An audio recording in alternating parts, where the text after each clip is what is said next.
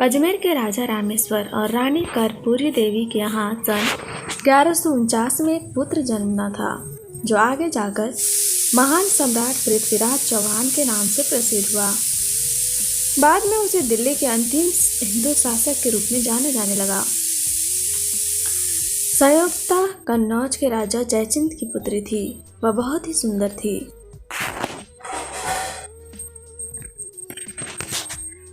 कई बार उसे कई तरह की किस्सा और कहानियां सुनाया करती थी। वह अपनी सहेलियों से भी पृथ्वीराज के बारे में जानकारियां लिया करती थी। एक बार दिल्ली के पन्ना राय चित्रकार राजा पृथ्वीराज के कुछ दुर्लभ चित्र लेकर कन्नौज राज्य में आया हुआ था। जैसे ही राजकुमारी संयुक्ता को पता चला तो वह चित्रकार को अपने पास बुलाती और महाराज पृथ्वीराज चौहान के बारे में जानने की कोशिश करती थी। पृथ्वीराज का चित्र देखते ही उनका मन मोहित हो जाता है। चित्रकार पन्ना राय ने राजकुमारी का चित्र बनाकर पृथ्वीराज के सामने प्रस्तुत करते हैं और राजकुमारी के मन की बात को उन्हें बताते हैं। पृथ्वीराज इन बातों को सुनकर और चित्र देखकर राजकुमारी संयोजिता पर मोहित हो जाते हैं।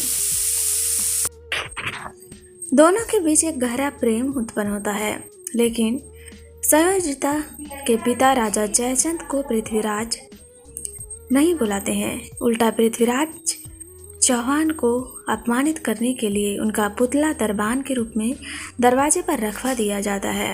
लेकिन पृथ्वीराज बिन बताए स्वयंवर में आए और सबके सामने राजकुमारी को उसकी सहमति से दोनों को शादी करवा दिया।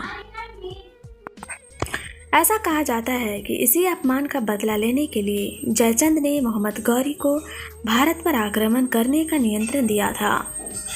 पृथ्वीराज चौहान ने मोहम्मद गौरी को 17 बार हराया था। 18वीं सदी में गौरी ने पृथ्वीराज को धोखे से बंदी बनाकर अपने देश ले जाता है। वहाँ उसने गर्म सलाखों से पृथ्वीराज की आंखें तक फोड़ देता है। मोहम्मद गौरी ने पृथ्वीराज से ही उनकी अंतिम इच्छा पूछता है। पृथ्वीराज के अभिन्न सखा चंद्रबरदाई ने कहा कि पृथ्वीराज चंद शब्दवेदी बाण छोड़ने में माहिर सुरमा है, इसलिए इन्हें अपनी इस कला के प्रदर्शन की अनुमति दी जाए। गौरी ने मंजूरी दे दी।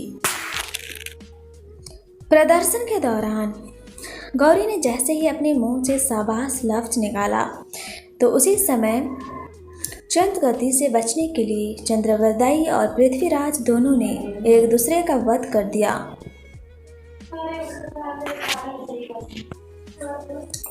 जब संयोजिता को इस बात की खबर मिलती है तो उन्होंने भी सती होकर जान दे देती है। इस तरह इस प्रेम कहानी का अंत हो जाता है। तो आपको हमारी ये कहानी कैसी लगी? हम आपको अगली कहानी अगले वीडियो पर दिखाएंगे। तब तक हमारे चैनल को लाइक, शेयर और सब्सक्राइब करना ना भूलें। धन्यवाद।